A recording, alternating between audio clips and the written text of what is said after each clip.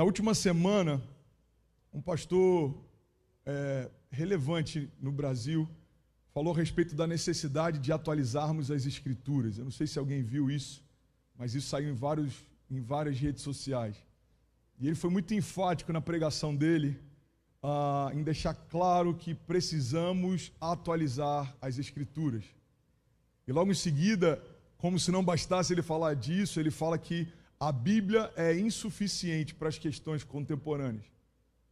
Eu queria só deixar claro para vocês e para quem está assistindo a gente online, eu não sei com quem a gente está falando, a gente nunca tem noção de para quem a gente está falando, mas eu queria deixar claro que não quero dar uma resposta pessoal, eu não desperdiçaria meu tempo de púlpito para isso, de verdade, e nem o tempo de vocês, mas eu quero dar uma resposta a uma agenda, porque existe uma agenda por trás desse tipo de fala.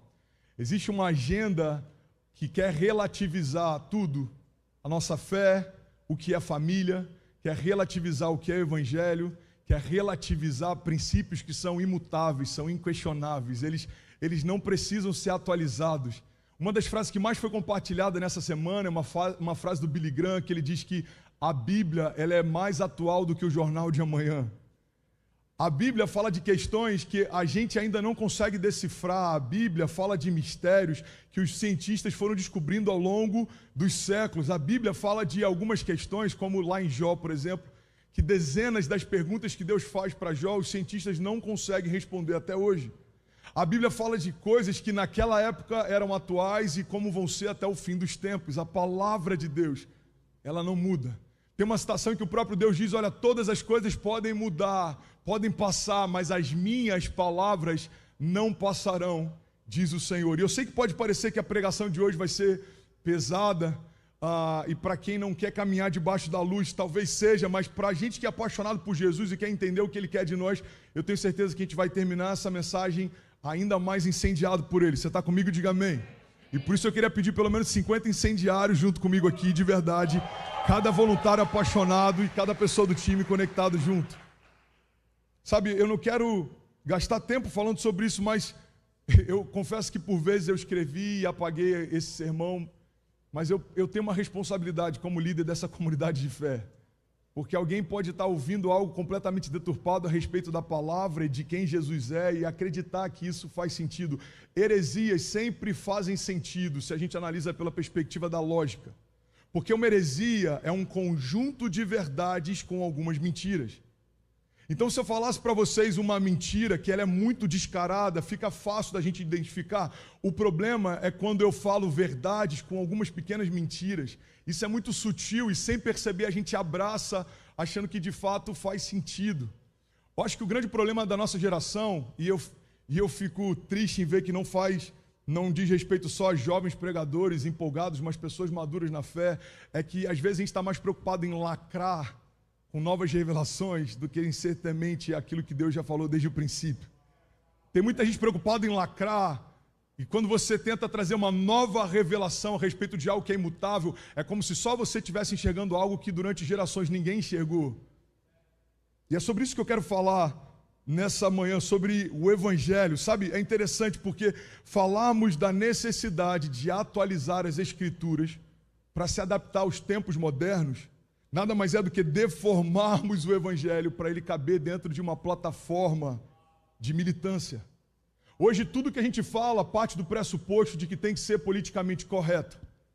Então daqui a pouco a gente vai ver movimentos veganos reclamando o fato de Deus não ter aceito a oferta. Quando a gente fala de Caim e Abel, ele aceita a oferta de carne e gordura e ele rejeita a oferta de legumes e verduras. A gente está chegando num ponto tão crítico que a gente não pode falar sobre sexualidade a respeito da luz da Bíblia, porque isso vai ferir alguma militância. A gente não pode falar de sacerdócio a respeito da luz da Bíblia, porque isso vai ferir alguma militância. A grande verdade é que a gente precisa, em tempos modernos, entender quem a gente preocupa em agradar e quem a gente preocupa em nos combater. Desculpa, mas eu prefiro ser perseguido por falar a verdade do Evangelho do que ser aceito em meio a militâncias sociais. Faz sentido? Então a minha preocupação é que tipo de evangelho a Ceci vai ouvir daqui a 15 anos se nós não combatermos coisas tão sutis como essa se levantando no nosso meio hoje. Que tipo de evangelho o Benício vai pregar daqui a alguns anos? Se isso fizer parte da construção da cosmovisão de toda uma geração. Eu já preguei sobre isso há 2 anos atrás, talvez eu tenha falado sobre isso aqui no início da igreja, mas eu quero lembrar para talvez quem nunca tenha ouvido. A forma como a gente enxerga o inferno hoje, esteticamente falando, o inferno com o diabo vermelho, com uma cauda, a forma como a gente enxerga essa estética foi construída a partir da visão de um homem. Existe um livro chamado A Divina Comédia de Dante, que foi escrito há séculos atrás, e o autor falava a respeito da viagem de um personagem pelo inferno, e ele falava inclusive a respeito do purgatório, algo que tempos depois foi assimilado por uma religião cristã. O que eu quero compartilhar com vocês é que a forma como a nossa geração e gerações antes da nossa enxergam o inferno foi construída por conta de um livro que alguém escreveu. E talvez você vai dizer, André, mas o que isso tem a ver com a minha jornada de fé? A gente tem que partir de um pressuposto. Se a forma como enxergamos o inferno foi desenhada pela imaginação de alguém, quem garante que a forma como nós enxergamos Jesus e os céus também não foi? Movimentos durante gerações tentaram reescrever a história e dizer como Deus é, como Jesus é e como as coisas são.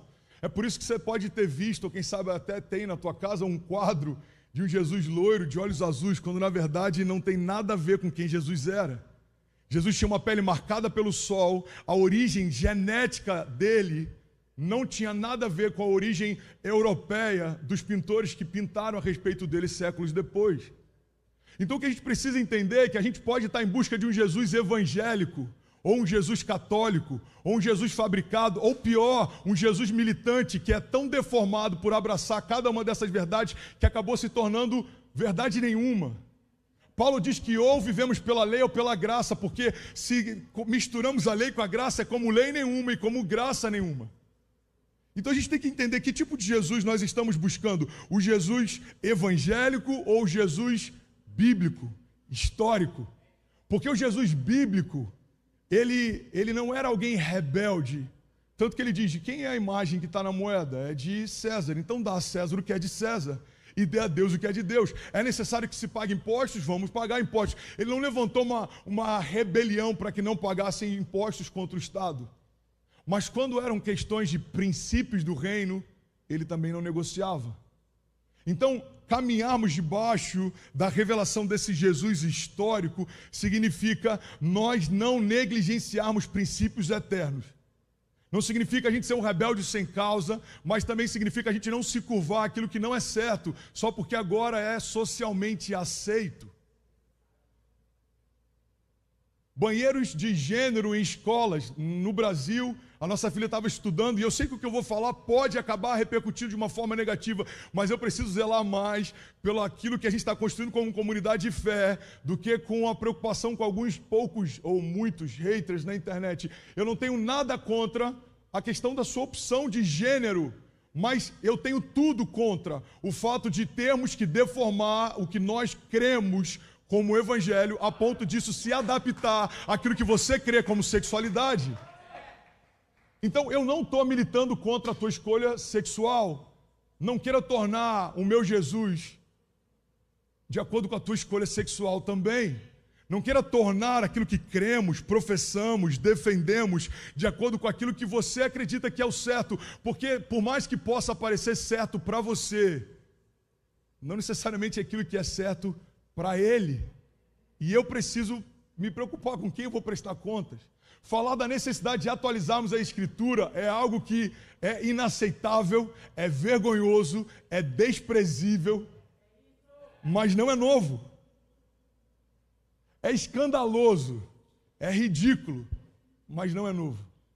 Em toda geração alguém tentou atualizar, e é por isso que a gente vê tantas bases de religião, bases teológicas, tantos movimentos. Por quê? Porque alguém quer parte daquilo que entendemos como verdade, mas com algumas poucas diferenças. E aí cada um começa a fabricar o seu próprio Deus, o seu próprio Jesus, a sua própria religião. Faz sentido para alguém?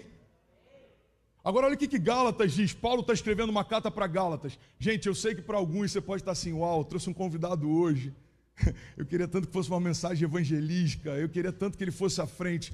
Irmão, a gente tem que se preocupar com que tipo de evangelho as pessoas têm aceitado, e é por isso que a gente está trazendo essa nivelar por cima. A questão não é se está todo mundo aceitando, a questão é que tipo de evangelho estão aceitando e para que tipo de Jesus estão correndo nos nossos apelos. Gálatas, Paulo diz o seguinte: olha, eu me admiro que vocês estejam abandonando tão rapidamente aquele que os chamou pela graça de Cristo para seguirem outro evangelho, que na realidade não é o evangelho. O que ocorre é que algumas pessoas o estão perturbando, querendo perverter o evangelho de Cristo. Mas ainda que nós, ou um anjo do céu, pregue um evangelho diferente daquele que nós pregamos, que seja amaldiçoado. Como já dissemos, e agora eu repito, se alguém lhes anuncia um evangelho diferente daqueles que já receberam, que seja amaldiçoado.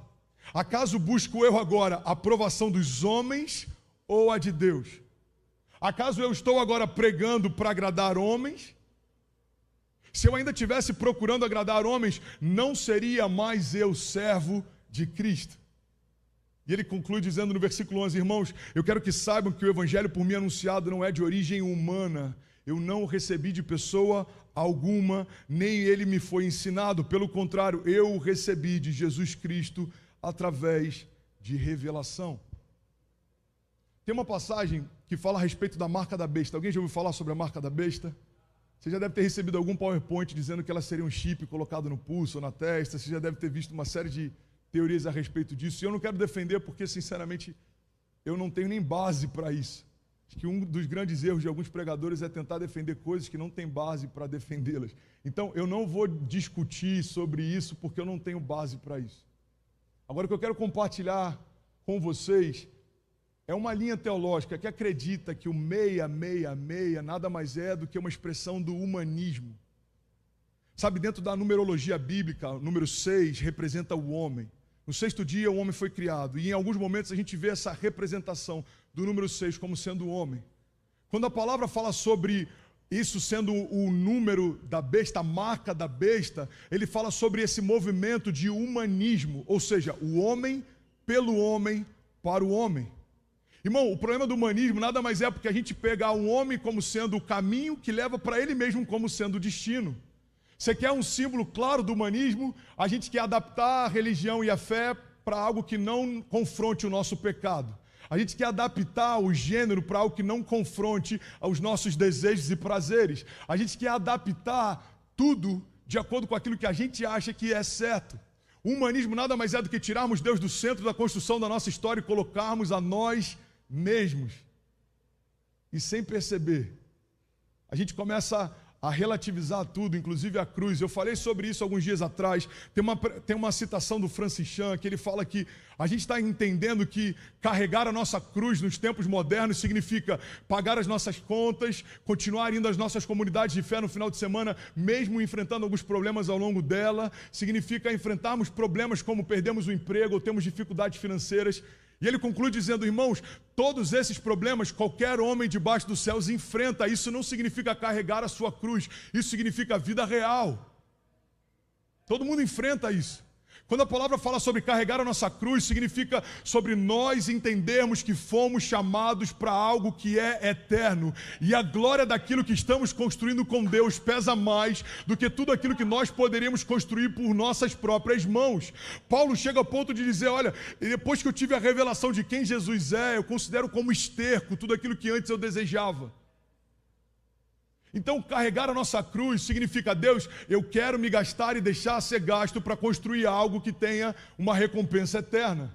Eu não quero me satisfazer em fazer parte de uma igreja evangélica, eu quero me tornar como Cristo. Eu não quero me satisfazer em dar uma taxa evangélica através de uma oferta no domingo. Eu quero servir a construção de algo que seja maior do que eu. Eu quero viver por algo maior, eu quero servir por algo maior.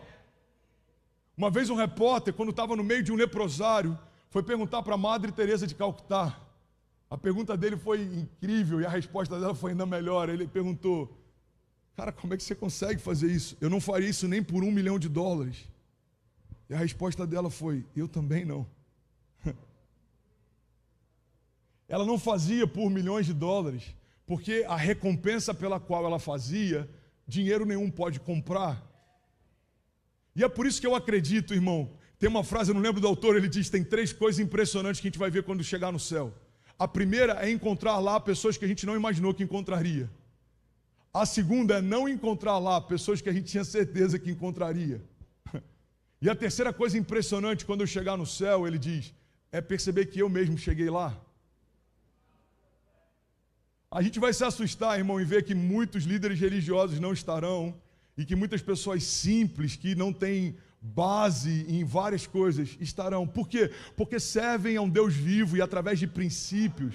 Não tem a ver com a eloquência, não tem a ver com o teu lastro, não tem a ver com o teu sobrenome, irmão, tem a ver com o teu coração puro e mãos limpas diante dele. E é sobre isso que eu quero falar nessa manhã. No tempo que a gente está vivendo, tudo foi relativizado. O seu gênero, você escolhe depois que for maduro. Aborto, você decide. Evangelho, você escolhe do teu gosto. A gente relativizou tudo. Eu falei sobre isso há 2 semanas atrás e é engraçado porque metade dessa mensagem eu já tinha preparado para pregar na série A Terra do Nunca. E eu queria falar sobre maturidade. A mensagem seria: maturidade significa entender que eu não posso diminuir o evangelho para que ele caiba no meu lifestyle, mas eu preciso entender que o evangelho vai me elevar para que eu ande à altura de quem Deus é. E quando eu parei para ler essa mensagem, eu falei, uau, há 2 semanas atrás já tinha algo gritando no meu coração a respeito disso e eu preciso me posicionar. E você que está conectado, eu quero te lembrar isso mais uma vez, nós não estamos nos posicionando contra pessoas. Seria muito pequeno pegar 4.000 pessoas e parar só para isso. A gente está se posicionando contra uma agenda. Existe uma agenda de militância política por trás de tudo que a gente está vendo. Existem movimentos que defendem negros, que são liderados por brancos. E eu não vou citar nome, mas você deve lembrar de algum que ganhou muita força nos últimos meses. Existem movimentos de negros liderados por brancos e tem muita gente que está se gastando por essa causa, acreditando que está levantando uma bandeira, quando na verdade está servindo de massa de manobra para outras pessoas que têm outros cunhos políticos, econômicos, sociais. Sabe o que eu acho interessante? Como líder de jovens durante anos, isso sempre me causou estranheza. Como pessoas conseguem dar a própria vida por uma causa como Greenpeace, e é tão difícil a gente liderar jovens e fazer com que eles entendam que a causa que eles servem tem muito mais peso do que salvar uma baleia, embora seja importante. Mas servir o Evangelho fala a respeito de salvar uma geração. Nós carregamos a única mensagem capaz de ressuscitar mortos, curar enfermos, liberar destinos. E é louco porque eu estou vendo uma geração que está se gastando por causas, por hashtags, por movimentos, mas não consegue se gastar pela Bíblia. E a pergunta que a gente precisa fazer não é por quê. A pergunta que a gente tem que fazer é que tipo de evangelho eles têm ouvido. Esses dias eu compartilhei um stories, eu não sei qual que foi a frase que eu coloquei, mas alguém me perguntou, pastor, mas você acha que grande parte da responsabilidade disso não é o evangelho que está sendo pregado nos púlpitos? Eu botei, não, eu acho que toda a responsabilidade disso está ligada ao evangelho que tem se pregado nos púlpitos. Porque a questão não é, irmão, se pessoas têm vindo para Jesus, a questão é que tipo de Jesus elas estão vindo atrás. Eu já falei sobre isso anos atrás, para alguém vai ser novo, vou falar de novo. Você está comigo, diga amém.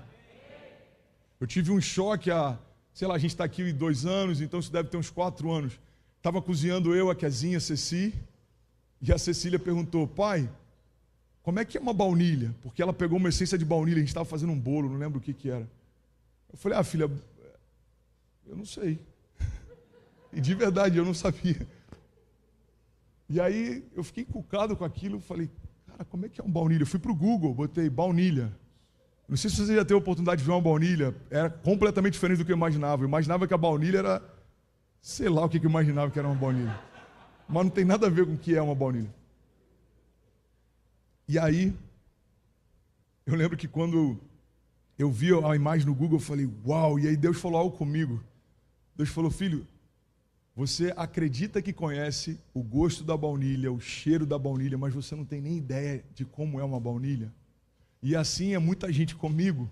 Tem pessoas que acreditam que sabem quem eu sou, o cheiro que eu tenho, como eu me movo, mas nunca foram apresentadas a mim de verdade. Olha que louco isso. Se for para ele, você pode aplaudir, irmão. Olha que louco. Você já parou para pensar, se a gente fosse experimentar aqui uma baunilha, ela pode ter um sabor completamente diferente do que disseram para a gente que é uma essência de baunilha? Pega isso, irmão. Sabe o que eu percebi? Com 29 anos de idade, eu percebi que a vida inteira eu sempre achei que sabia qual era o sabor de uma baunilha, mas, na verdade, eu comprei a ideia que alguém me passou de como é uma baunilha. Se você colocar uma essência de baunilha, todo mundo aqui vai falar, mano, já sei, é baunilha. Mas e se o cheiro for completamente diferente? E se o sabor for completamente diferente? Eu acho que a culpa não é só de quem vendeu essa ideia pra gente, mas talvez seja da gente de nunca questionar qual o sabor de fato ela tem. Assim é o Evangelho. Pastor, mas como então fica essa relação de um pregador pregando a mensagem se você está apresentando Cristo para a gente? Então, essa é a primeira etapa da sua jornada de fé. Mas a partir do momento que Cristo foi apresentado para a gente precisa começar a ter as nossas próprias revelações de quem Cristo é. Não existe mais um intermediário entre Deus e a criação. Todos nós temos livre acesso à presença dEle. Sabe, na antiga aliança, quando o homem queria ver a Deus, isso era impossível, porque a glória de Deus fulminava a criação. Moisés fala, eu quero só te ver. Ele fala, não posso. Lance, então vai para trás da rocha, eu vou passar pela fenda rapidinho. Por quê? Porque a glória de Deus, ela não podia ter contato com o pecado da criação. Mas graças a Deus que estamos debaixo de uma nova aliança. E Deus não só se revela para nós, como flui através de nós. Então você não precisa ter uma versão de uma essência artificial de quem Ele é. Ele quer se revelar para você hoje. Você está comigo? Diga amém.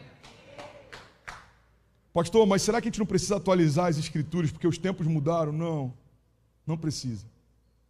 Romanos 12 diz, não se amoldem ao padrão desse mundo, mas transformem-se pela renovação da sua mente, para que aí então, olha só, é um pré-requisito, para que aí então possam experimentar qual é a boa, agradável e perfeita vontade de Deus.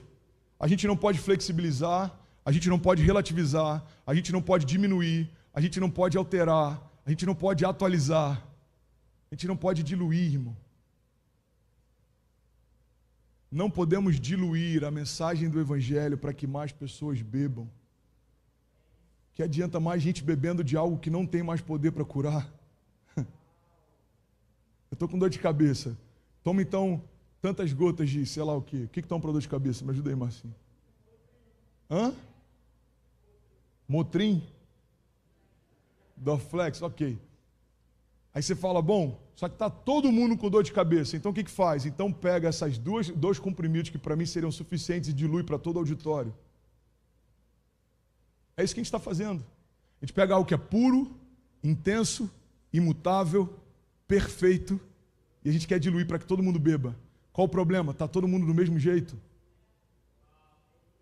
A igreja evangélica cresceu nos últimos anos.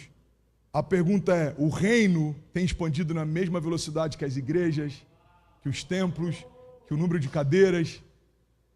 Eu lembro que há anos atrás eu fui numa entrevista de rádio e o radialista ele perguntou assim, cara, a igreja evangélica está crescendo muito, né? A gente vê que o mercado gospel expandiu. Eu falei, no momento que a gente puder medir o crescimento da igreja pelo crescimento do mercado gospel, a gente precisa fechar as portas. Porque se for falar de mercado gospel, a gente entra em outro parênteses aqui que dava pano para manga. Eu não quero ficar chovendo no molhado falando no óbvio, mas todo mundo aqui já sabe que tem músicas que não são cristãs, que carregam mais princípios cristãos do que muitos louvores gospel. Todo mundo já está atualizado nessa parte.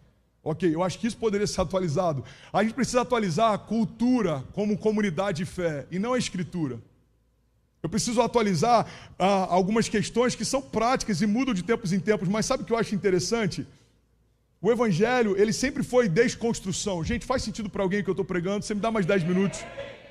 Eu sei que pode parecer incômodo, mas a gente precisa falar disso hoje. Senão a gente vai ter que falar dos problemas por não ter falado disso daqui a alguns anos. O Evangelho sempre foi disruptivo. O Evangelho sempre foi para gerar confronto. Ele gera confronto em todos os aspectos. Você quer um exemplo? A santidade de Deus confronta o nosso pecado. A graça de Deus confronta a hipocrisia da religião. O escândalo da graça de Deus, a ponto de um Deus que tem toda a glória, se despir dela para salvar a criação que ele mesmo gerou, isso também foi escândalo para os religiosos. Ou seja, sobre qualquer aspecto, o evangelho precisa causar uma mudança de rota. Ele é disruptivo. E se ele não mudar alguma coisa em nós, se ele não nos confrontar, se ele não gerar incômodo, não é o evangelho que a gente está ouvindo, ou algo parecido com isso. O evangelho, ele confronta o nosso caráter. Eu lembro que antes de eu ser consagrado a diácono, eu lembro que para mim foi tipo, uau, eu vou ser consagrado a diácono. Eu lembro do temor que me envolveu. Eu fui numa loja lá em Cabo Frio, eu falei, qual que é? O uniforme que te usava para servir era blusa social branca, gravata vermelha e calça social preta. Você deve ter me imaginado já vestindo essa roupa. Eu cheguei lá e eu falei, qual que é a blusa mais cara que você tem social branca? Aí tinha, sei lá, tem uma Pierre Cardin, não lembro qual que era, Yves Saint Laurent. Era alguma da loja lá. Eu falei, eu quero essa. Qual que é a calça mais cara que você tem? Tal, eu quero essa. Qual que é a gravata mais cara que você tem? Essa. Porque eu falei, cara, eu vou servir a Deus, brother. Eu tenho que botar a melhor roupa, porque eu posso estar servindo pela última vez. Eu lembro que eu só chorava na minha consagração, meus pais estavam lá, o pastor derramando óleo sobre a minha cabeça. Eu lembro do zelo que era, tipo, eu de alguma forma vou servir a Deus, eu vou servir a ceia para os irmãos, eu vou participar das reuniões de liderança, eu vou ouvir o que o pastor sonha para a igreja em primeira mão. Aquele temor me consumia. E eu lembro que eu fui fazer um curso preparatório para obreiros, se chamava CPO, curso preparatório para obreiros. Toda segunda-feira, e tinha uma dos módulos que falava sobre caráter. E quando eu chegava no escritório na terça, quando eu tinha vontade de fazer algumas coisas, eu lembrava do que foi ministrado na noite anterior, eu entrava no banheiro e começava a chorar de raiva. Porque eu falava, Deus, eu não quero mais ser esse cara.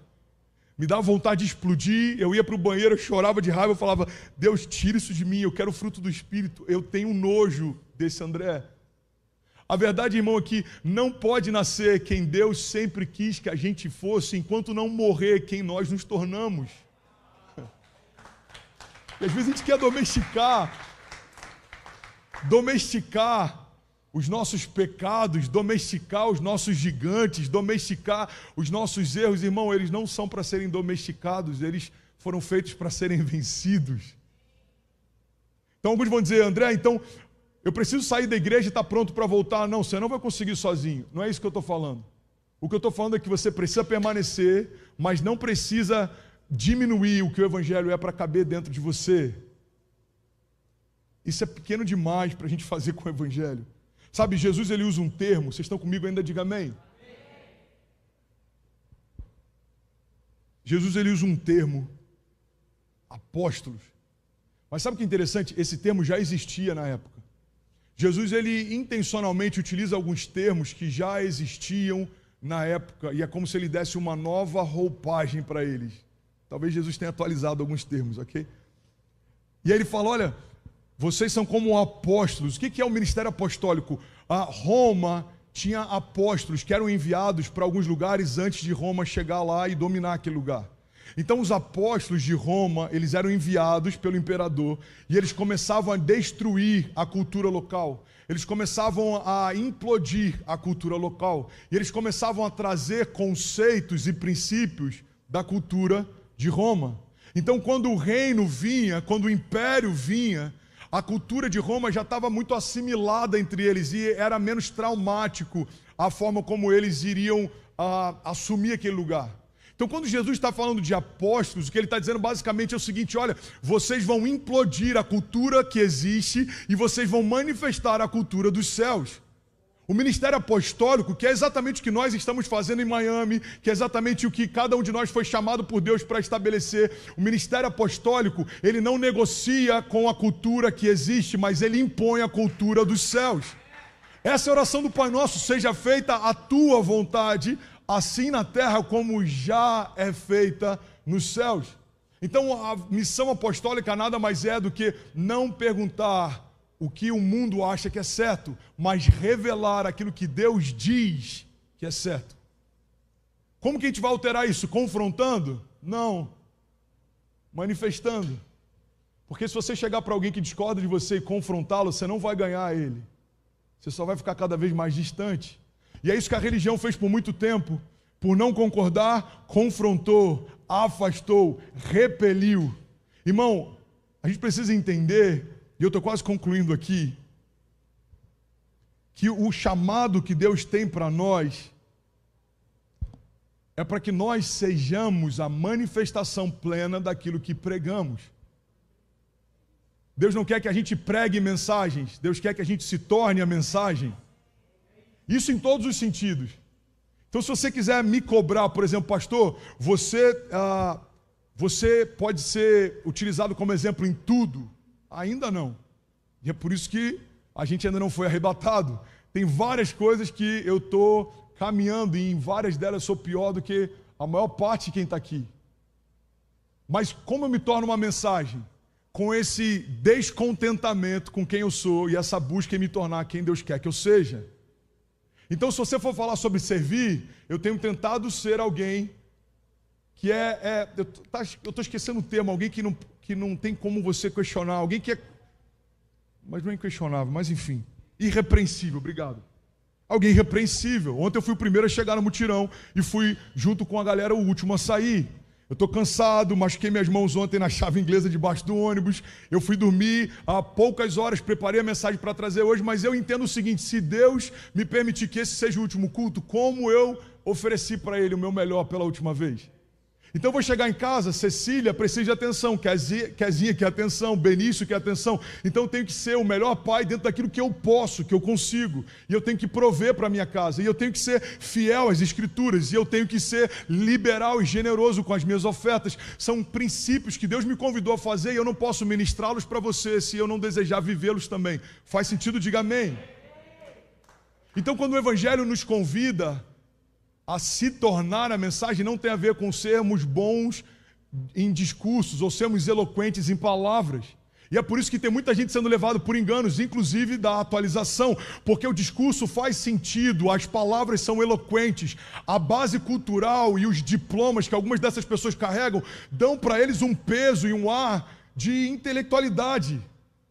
Mas eu tenho um pé atrás com todo intelectual que questiona algo que é tão simples de entender.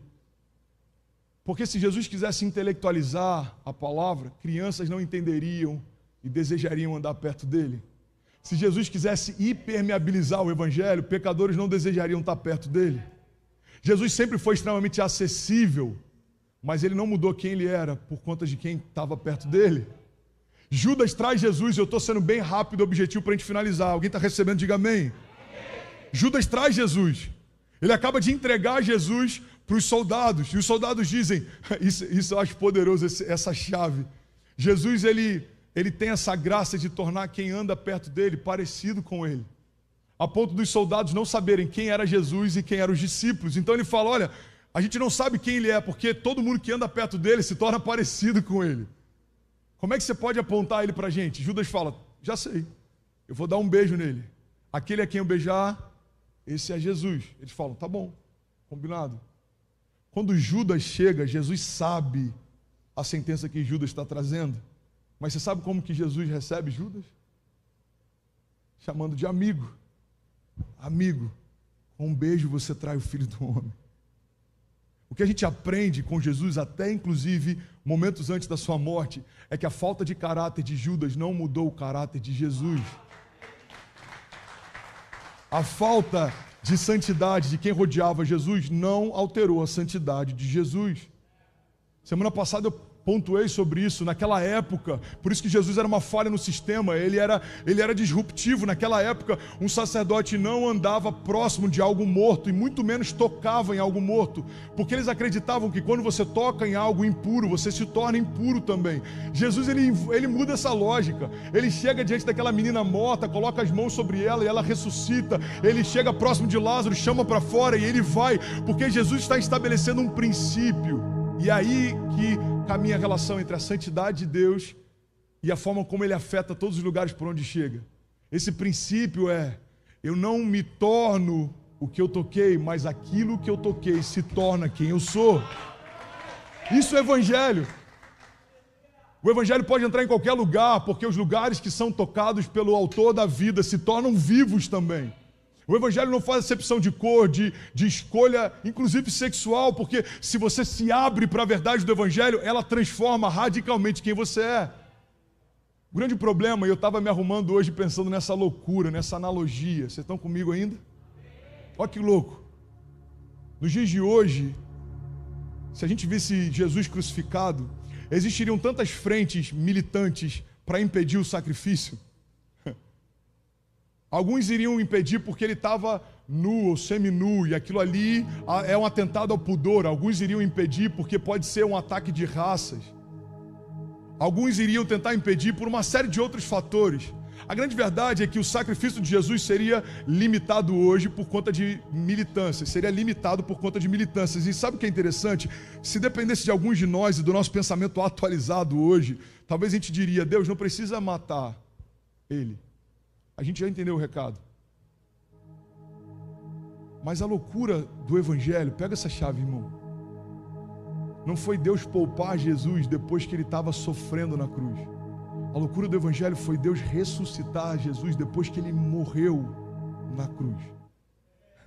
A base do Evangelho é essa ruptura onde existe uma morte do antigo e a ressurreição para o novo.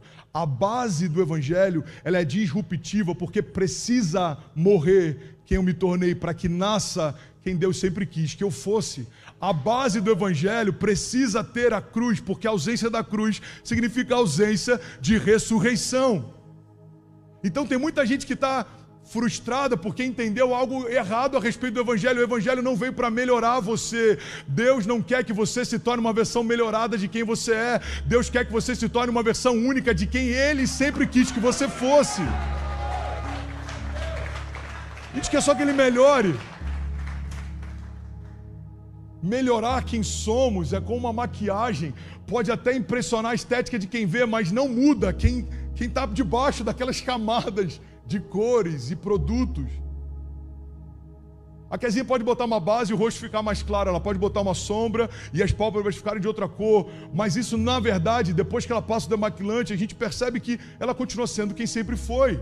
O Evangelho não é estético, o Evangelho é genético, ele quer transformar escravos em filhos, é mudança, é ruptura, é transformação. Não desejo mais o que eu desejava, não faço mais o que eu fazia, não sou mais quem eu era. Filipenses, Paulo diz aos Filipenses, mas o que para mim antes era lucro, eu passei a considerar como perda, por causa de Cristo. Mais do que isso, eu considero tudo como perda, comparado com a suprema grandeza do conhecimento de Cristo Jesus, meu Senhor, por cuja causa eu perdi todas as coisas. Eu as considero como esterco para poder ganhar a Cristo, ser encontrado nele, não tendo a minha própria justiça que procede da lei, mas que vem mediante a fé em Cristo, a justiça que procede de Deus e se baseia na fé. Irmãos, eu não penso eu mesmo já tenha alcançado isso, mas uma coisa eu faço, esquecendo-me das coisas que ficaram para trás e avançando para aquelas que estão adiante, eu prossigo para o alvo, a fim de ganhar o prêmio do chamado celestial de Deus em Cristo Jesus. Paulo, ele está falando, o instrumental todo pode esperar, pode deixar só o teclado, por favor, eu tenho algumas verdades ainda, eu só preciso de mais 5 minutos, de verdade. Paulo está dizendo, olha, se comparado a, e essa está uma chave, pega isso, irmão. Por que nem sempre a gente consegue entender como sendo lixo aquilo que a gente está construindo? Porque às vezes a gente não está comparando com aquilo que Deus quer construir. Paulo não está dizendo que o que ele fez era esterco. Paulo era um homem sábio, ele dedicou a sua vida para entender os princípios da palavra. Paulo, ele foi discipulado aos pés de Gamaliel. Paulo, ele era um homem sábio, erudito, inteligente. Isso não é algo que se deve descartar, mas ele está dizendo, eu descarto aquilo que eu construí se comparado a aquilo que Deus quer construir em mim. Cara, isso é muito forte. Por que nem sempre conseguimos nos desfazer do que nos tornamos? Porque talvez ainda não entendemos quem Deus quer nos tornar. É tão claro a diferença daquilo que eu sou e aquilo que Deus quer que eu me torne. Irmãos, eu já sonhei tanta coisa, é ridículo. Se eu fosse falar para vocês coisas que eu já sonhei com 10 anos, 12 anos, 15 anos, 17 anos. Esses dias o pastor André falou, eu quero que você dê o testemunho na escola de liderança online que eu estou fazendo. E eu quero que você fale sobre tudo que Deus fez desde que você começou a liderar jovens. E na minha cabeça eu pensei, cara, mas quem sou eu para inspirar líderes através do meu testemunho? Aí ele falou, Fernandes, você está liderando uma igreja num ministério internacional. Fernandes, vocês começaram isso com GC, a igreja está tocando milhares de pessoas toda semana. Essa história precisa ser contada. Às vezes você tem que ouvir de fora para perceber o que Deus está fazendo. E eu falei, uau, eu lembrei daquele zelo em comprar o meu primeiro uniforme para servir como diácono. E aí você vai lembrando como um filme que vai passando na tua cabeça momentos que você está se dedicando para construir algo e você vai percebendo que tudo aquilo que um dia você sonhou é como esterco, se comparado àquilo que Deus sempre sonhou para você. Tem um vídeo, eu esqueci o nome agora, mas vocês vão me ajudar a lembrar. Elvis, lembrei. Tem um vídeo do Elvis que ele entra num show. Lembrei disso do nada agora, vai fazer sentido para alguém. Quando entra algo do nada assim, do nada eu recebo uma mensagem. Cara, você falou que era do nada, mas você não tem noção do que Deus fez. Então, quem sabe vai vir um testemunho através disso. Teve um show do Elvis que ele entrou e estava todo mundo gritando rei, rei, rei. E ele se constrangeu, virou de costas e falou, só há um rei. O nome dele é Jesus. E ele começou a cantar um hino que ele cantava desde criança. Sabe, eu imagino que em algum momento homens como esses foram confrontados com aquilo que já tinham ouvido a respeito do que Deus faria e tudo que estavam construindo. Por que tantos homens de sucesso enfrentando depressão? Por que tantos homens de sucesso tirando a própria vida? Por que tantos bilionários tirando a vida quando se tornam milionários? Por que tantos cantores com crises no casamento não conseguem se manter fiéis a uma só mulher, mesmo sendo linda e tendo filhos lindos e tendo tudo que o dinheiro pode comprar e tendo todo o conforto? Por quê? Porque não existe nada mais vazio do que um sucesso sem propósito. Você pode ter uma casa tão grande a ponto de precisar andar de carrinho elétrico para chegar até o final dela, mas não tem a ver com a dimensão das paredes da casa. Tem pessoas simples, felizes, completas, plenas, porque na sua simplicidade encontraram seu verdadeiro eu. Tem tantos livros que eu poderia citar. O Impostor que Vive em Mim, Brennan Manning é um autor que fala muito sobre isso. Irmão, a gente precisa entender que existem alguns mecanismos de sabotagem que a gente coloca dentro da gente. Tudo que Deus quer fazer é desativar isso e revelar para a gente quem a gente realmente é. Quando Paulo fala, eu considero como esterco, talvez alguns grandes homens vão falar, cara, mas Paulo fabricava tendas. É fácil você falar isso quando o que você tem talvez não tenha tanto valor. Mas a minha pergunta é, das pessoas que mais te inspiram, de verdade, você olha para elas, alguns grandes iconoclastas, pessoas que mudaram a história, o que inspira você em relação a ela não é o que elas construíram de valor, mas a mensagem que elas se tornaram. Se a gente colocar a música da vitória do Ayrton Senna aqui, algumas pessoas vão se emocionar. Eu lembro até hoje o dia que ele morreu, talvez todo mundo aqui lembre. Eu não sei quantos carros ele tinha, eu não sei quais as casas que ele tinha, eu não tenho a menor ideia do patrimônio dele. Mas a mensagem dele era, a gente não vai desistir, porque a gente é brasileiro e não desiste nunca. Você percebe que são mensagens? Homens se tornaram mensagens. Martin Luther King, I have a dream. E toda uma geração passou a sonhar o sonho de um homem, que na verdade nunca foi dele. Era um sonho de Deus, ele só compartilhou. Você percebe isso? Silvio Santos, alguns aqui talvez gostem, outros amem. Eu sou apaixonado pela história, pelo que ele representa. Alguém que era um vendedor no meio da rua se tornou dono de uma emissora. Ele disse uma vez, porque as televisões não me davam espaço, eu criei uma. Ele é uma mensagem. E tantos outros se tornaram uma mensagem. E o que Deus está dizendo para a gente é, ei, eu quero que você se torne uma mensagem também. Eu quero que você se torne. Talvez alguns vão dizer, mas eu não vou tocar milhares de pessoas, mas certamente você vai tocar os seus filhos. Você já é uma mensagem para os seus filhos. Você já é uma mensagem para a sua comunidade, para o seu ciclo social. Você já é uma mensagem para quem carrega perto. Você já é uma mensagem. Uma das coisas que nessa pregação foi compartilhada é que são cartas ao novo mundo. Eu queria finalizar dizendo que nós não somos cartas para um novo mundo. Nós somos novas cartas para um velho mundo. Os pecados sempre são os mesmos. Sodoma e Gomorra não começou hoje. Você vê o pecado de Sansão, você vê a religião e a hipocrisia, você vê a corrupção, você vê a Babilônia, o Egito, irmão. Não são pecados novos, não são problemas novos, não são afrontas novas. A fornalha ardente, a forma como pessoas se rebelavam contra o Deus vivo, nada disso é novo. Então não é necessário cartas para o novo mundo, mas novas cartas para um velho mundo. Paulo diz, olha, vocês são como cartas. 2 Coríntios 3:2 ele diz, vocês são a nossa carta, escrita em nosso coração, conhecida e lida por todos. Vocês demonstram que são uma carta de Cristo, resultado do nosso ministério, escrita não com tinta, mas com o Espírito do Deus vivo, não em tábuas de pedra, mas em tábuas de corações humanos. Tal é a confiança que temos diante de Deus por meio de Cristo. Não que possamos reivindicar qualquer coisa com base nos nossos próprios méritos, mas a nossa capacidade vem de Deus. Ele nos capacitou para sermos ministros de uma nova aliança, não da letra, mas do Espírito. Pois a letra mata, mas o Espírito vivifica. Isso é uma carta viva, irmão, passeando por Miami. Isso é uma carta viva, passeando pela Flórida. Pega essa chave. Isso é uma carta viva, passeando pelas nações. Mas antes de você sair de casa e passear pelas ruas, você está passeando na sala da tua casa. Seus filhos estão te lendo, tua família está te lendo. Sabe um princípio básico de toda carta que a gente precisa entender e considerar? As cartas, elas não falam.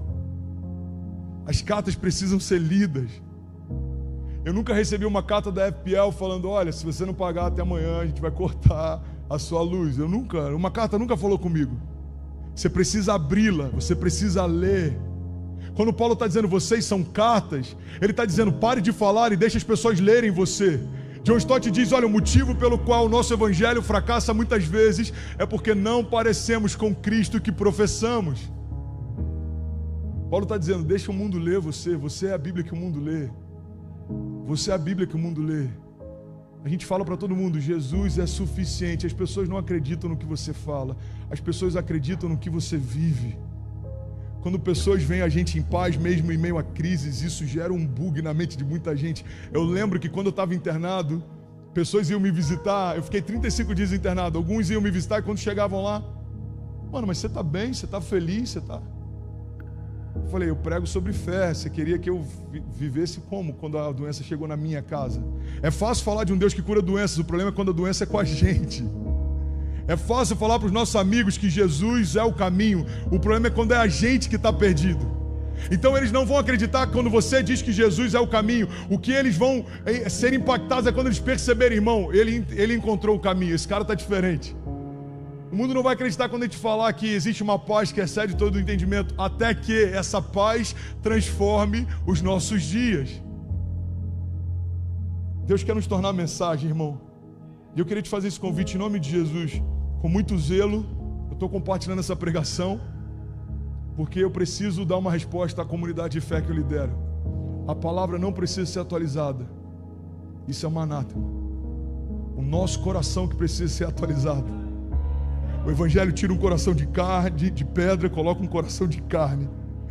Ele transforma a nossa mente. Ele diz, olha, vocês precisam ser renovados pela transformação do vosso entendimento, para que aí então possam experimentar qual é a boa, perfeita e agradável vontade de Deus. Irmão, o Evangelho é quem atualiza a criação, não a criação que atualiza o Evangelho. A gente tem que partir desse pressuposto. O Criador define, a criação só descobre. Às vezes a gente está querendo dizer para Deus como fazer, como vai ser. Ei, irmão, deixa Deus ser Deus na sua vida. Eu quero orar com você. Feche teus olhos em nome de Jesus. Você que está aqui com a gente nesse auditório, você que está conectado, já somos mais de 4.000 pessoas. Japão, Bélgica, Emirados Árabes, Cuba. Feche teus olhos em nome de Jesus. Pai, nós oramos debaixo desse ambiente de temor, Pai. Nós não queremos caminhar iludidos, nós não queremos caminhar confundidos, nós não queremos gastar tempo construindo algo que não tem valor, nós não queremos nos iludir construindo coisas que o Senhor não tem alegria em ver sendo construídas. Pai, nós pedimos em nome de Jesus, alinha o nosso coração com o Teu, Pai, nos mostra qual é o propósito pelo qual nós fomos gerados. Nós queremos nos tornar a mensagem. Nós queremos nos tornar a mensagem, tocando os nossos filhos, a nossa casa, tocando as nossas igrejas, tocando a nossa geração. Levanta, Pai, nessa geração homens e mulheres incorruptíveis, com coração puro, com mãos limpas, que são apaixonados pelo Senhor e que não temem nada além do Senhor. Homens que não retroagem nem se tornam covardes quando alguém tenta falar mais alto ou calar a voz dele. Eu oro por uma geração ousada, como a Tua palavra diz, o Senhor não nos deu espírito de covardia, mas de poder, amor e equilíbrio. Nos dá sabedoria, Pai, para combater tudo que se levanta, todo sofisma, toda mentira revestida de intelectualidade, toda mentira revestida de militância, de zelo. O nosso zelo pela Tua palavra nos consome, nada mais. O zelo pelas Tuas coisas nos consome, nada mais. Levanta homens e mulheres sábios, dá sabedoria àqueles que pedem, como a Tua palavra diz, aqueles que pedem, o Senhor dá sabedoria livremente. Dá sabedoria a homens e mulheres, a líderes, para falarem, para articularem, para construírem uma agenda dos céus que impacta a terra. Nós declaramos em nome de Jesus falida toda agenda e toda militância que tenta destruir princípios da igreja, da família, princípios em relação a quem o Senhor é, o que o Senhor deseja de nós. Nós declaramos os nossos filhos guardados, os pés deles guardados para que sequer tropecem em pedra alguma. O Senhor guardando os nossos filhos, guarda essa geração, Pai. Toda geração que se levantou, o inferno tentou abater antes deles se posicionarem. Nós declaramos os nossos filhos não, a nossa casa não, a nossa família não, hoje não. Nós declaramos em nome de Jesus, Pai, o Teu sangue é suficiente para nos cobrir, para nos guardar, para nos lavar, para nos santificar. Nada precisa ser acrescentado. Nós declaramos, Jesus, nada precisa ser removido. A Tua palavra é santa, é imutável, é única, é incomparável, ela é invencível. Nós nos curvamos diante da Tua sabedoria. O Senhor é antes de todas as coisas, permanece depois de todas elas. O Senhor sabe o que nós não sabemos, o Senhor pode o que nós não podemos, o Senhor faz o que nós não fazemos. O Senhor já era antes de nascermos, permanece depois de partirmos. O Senhor é Deus, é Senhor, é Salvador. O Senhor é Alfa e Ômega, princípio e fim.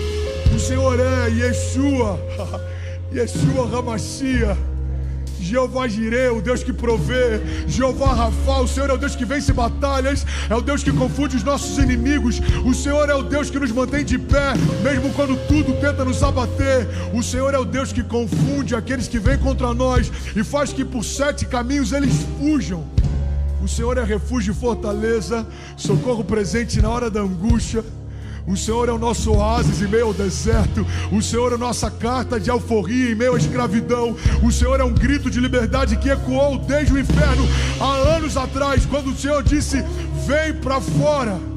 Nós fomos, nós aceitamos esse convite. Cada homem e mulher de pé hoje, Pai, é porque em algum momento o Senhor nos chamou para fora e nós aceitamos esse convite. Nós amamos porque o Senhor nos amou primeiro. Nós temos fé porque o Senhor tem nos acrescentado. Tudo que temos é Teu. O fôlego que carregamos, o Senhor quem deu. O dinheiro que nós temos, o Senhor nos permitiu conquistar. Em alguns momentos o Senhor mesmo nos deu, mesmo sem conquistarmos. Nós estamos de pé porque o Senhor nos mantém assim. A Tua misericórdia é o motivo de não sermos consumidos. Nós não tínhamos nada de bom para apresentar, mas o Senhor entregou o Seu melhor para que nós nos tornássemos um contigo. O Senhor nos amou de tal maneira que entregou o Seu único Filho para que nós não perecêssemos, mas fôssemos salvos. Por isso nós declaramos, Jesus, nós declaramos, nós chamamos, nós Te desejamos. O Senhor é maravilhoso conselheiro, nós reconhecemos isso. Deus forte, Pai da eternidade, Príncipe da paz. Toma um lugar central da nossa casa, Jesus. Toma um lugar central da nossa igreja. Toma um lugar central na construção dos nossos dias, na construção da nossa história. Toma um lugar, Jesus. Nós oramos agora. Se você crê nisso, ore em concordância. Diga: nós oramos e declaramos todos os altares que construímos mesmo sem perceber. Quebramos todos eles agora. Só há espaço para o Senhor no centro do nosso coração. Todo altar de vaidade, de promiscuidade, toda essência de pecado que tem nos impedido de romper. Pai, tudo aquilo que para nossa carne é bom, mas tem roubado de nós um destino eterno. Tudo aquilo que para os nossos dias parece bom, mas tem roubado de nós o que o Senhor tem preparado, nós rejeitamos agora. Toda corrente que nos impede de romper seja quebrada. Toda cadeia, seja ela na mente, seja ela nas emoções, que seja rompida. Toda mentira que seja exposta, traz luz aos nossos dias.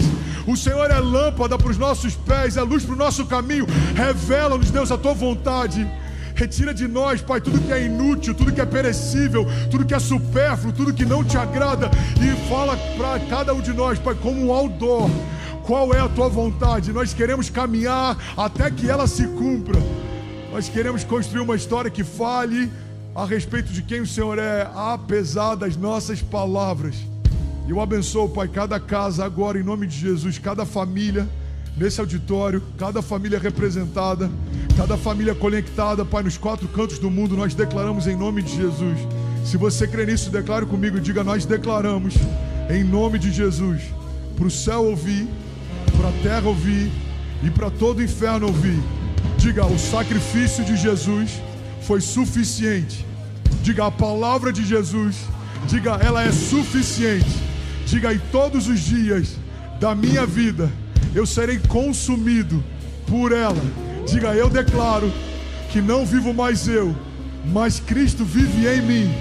E começam hoje os melhores dias da minha vida, em nome de Jesus. Amém, amém e amém. Se você crê nisso, você pode ficar de pé no seu lugar, você pode aplaudir a Ele, você pode dar um grito de liberdade.